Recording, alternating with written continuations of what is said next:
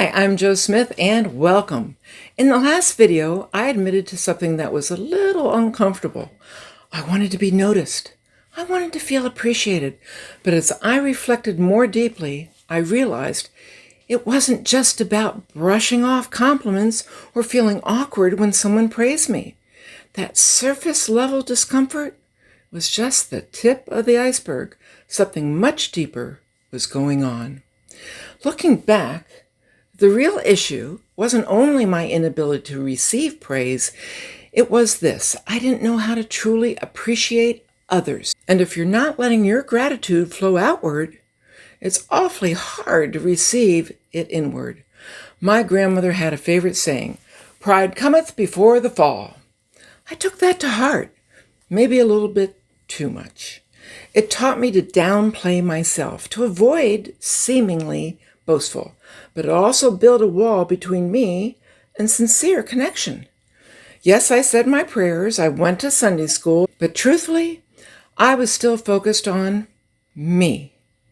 If you're thinking, Joe, you were just a kid, you're right. But here's the problem. That stubborn little kid, the one who was sure she was right and everyone else was wrong, she came with me into adulthood, and let me tell you, she had a sharp tongue. Along with my inability to accept praise, I started to protect myself with touches of sarcasm. At first I told myself, I'm just being witty, clever even. I wasn't being hateful. But over time, I began to notice my supposed cleverness stung. My words were hurting people, and because I was using sarcasm on purpose, those little barbs, they were meant to sting. I used that tactic more than I care to admit. It was a way to guard myself emotionally. If I laughed first, maybe I couldn't be hurt. Then I became a nurse.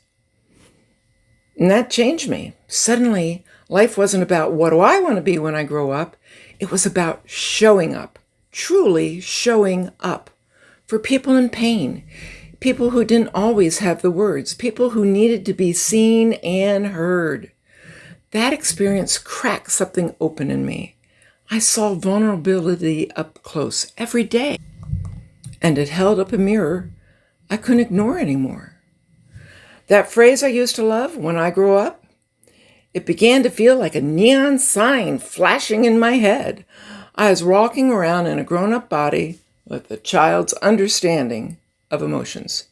That's called low emotional intelligence, EI. And it took a long time and a lot of honest reflection to admit that. Then came the second turning point. I moved into psychiatric nursing and mental health work. It changed me again. I couldn't just talk about empathy anymore. I had to live it. All patients are important. I don't minimize the value of anyone's healthcare problems. But these were people with deep pain, raw stories, often trauma, and far too much stigma. And you know what helped them the most?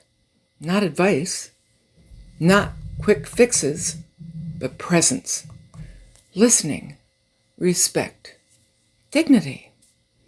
There was a poster in my office with the Serenity Prayer. Some people didn't like it. Won't people think you're in a 12-step program?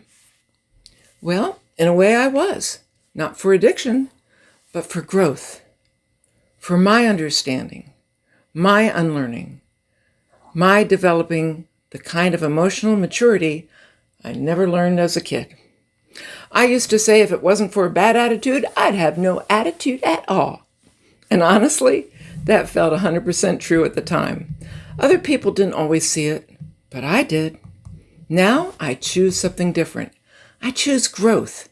I choose to receive what is real and kind and true without deflecting it or turning it into a joke. And I choose to give appreciation freely without waiting for perfection.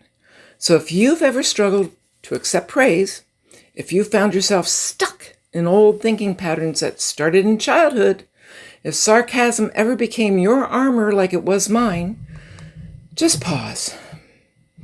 Take a breath. Notice what you're giving and what you're finally ready to receive.